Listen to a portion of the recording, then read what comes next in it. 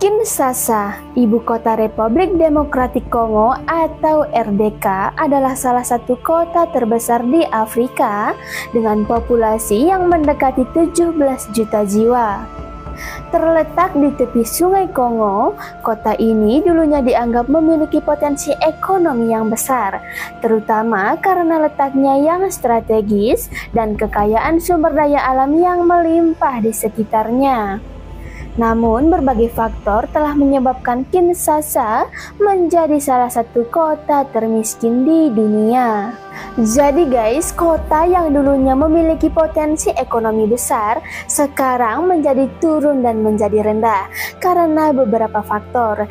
Jadi yang kita ketahui guys, salah satu faktor penyebabnya yaitu seperti korupsi dan tingkat pengangguran yang tinggi guys.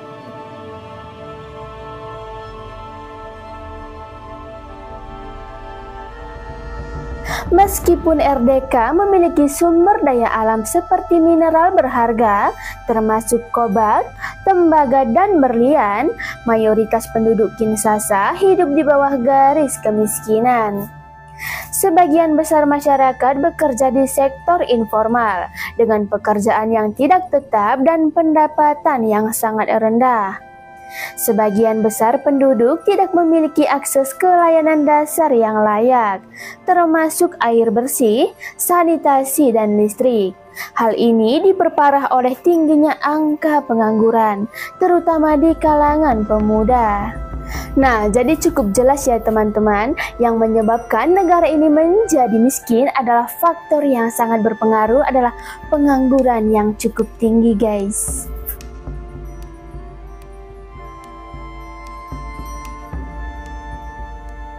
Kinshasa menghadapi tantangan infrastruktur yang serius. Sebagai salah satu kota terpadat di Afrika, pertumbuhan populasinya sangat cepat, namun tidak diiringi oleh perkembangan infrastruktur.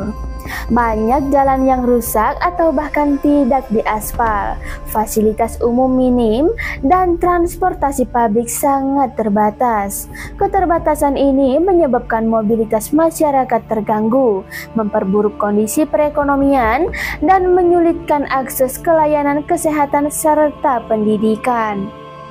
Jadi nggak seimbang ya guys, kalau pertumbuhan populasi meningkat, seharusnya infrastrukturnya juga ikut meningkat. Nah, supaya sejalan dan negara ini bisa berkembang dengan baik guys.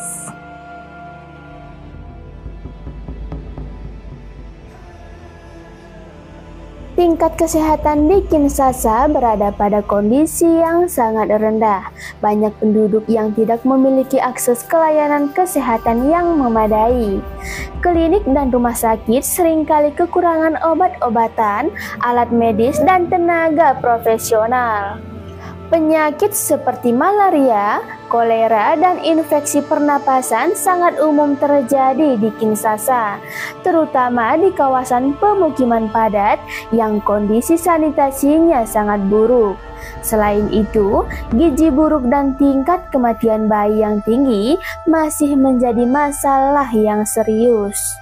Sungguh miris ya teman-teman, percuma negara besar kalau layanan kesehatan tidak memadai seperti ini. Sungguh sangat disayangkan.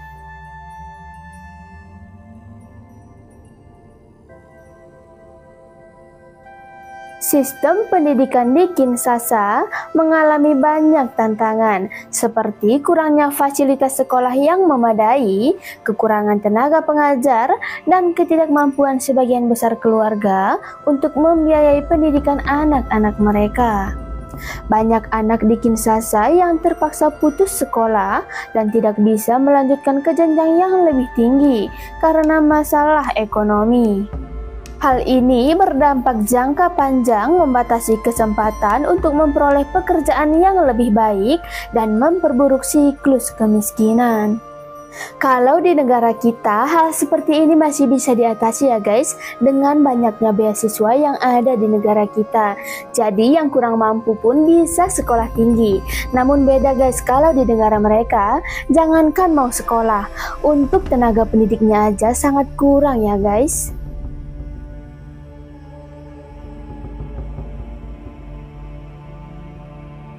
Situasi politik di RDK termasuk Kinshasa juga mempengaruhi kehidupan sehari-hari masyarakat.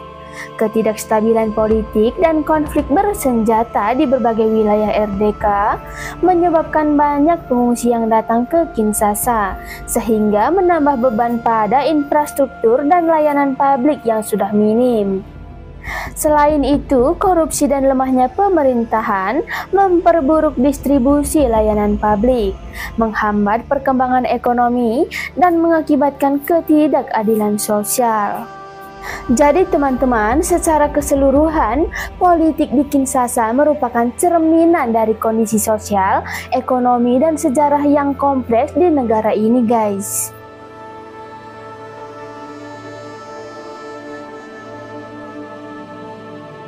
Pemukiman padat di Kinshasa seringkali tidak terencana dan tidak layak huni, dengan bangunan-bangunan yang dibangun seadanya tanpa akses terhadap fasilitas dasar. Ketiadaan sistem pembuangan limbah yang efektif memperburuk kualitas udara dan air, yang pada gilirannya berdampak buruk pada kesehatan masyarakat. Sampah yang menumpuk di jalan-jalan memperburuk kondisi lingkungan dan mengundang penyakit. Bisa kita bayangkan ya guys, kalau kondisi pemukiman seperti ini menunjukkan tantangan besar yang harus mereka hadapi guys, yang harus dihadapi oleh penduduk Kinshasa dalam meningkatkan kualitas hidup mereka ya guys.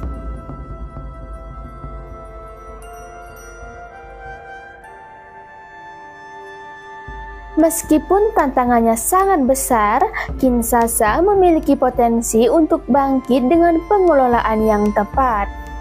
RDK memiliki kekayaan alam yang besar yang jika dikelola secara adil dan efektif bisa memberikan manfaat ekonomi bagi masyarakat luas. Selain itu, dengan investasi yang tepat di sektor infrastruktur, pendidikan dan kesehatan, kualitas hidup di Kinshasa dapat ditingkatkan secara bertahap. Jadi kalau pengelolaannya bisa tepat, maka negara ini sebenarnya bisa ditingkatkan secara bertahap ya guys. Semoga kedepannya negara ini bisa lebih baik lagi guys.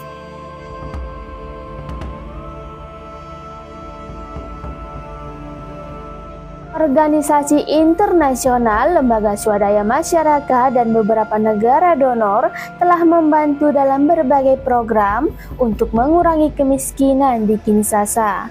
Namun, dampak positif dari bantuan tersebut belum terlihat secara signifikan karena banyaknya tantangan struktural.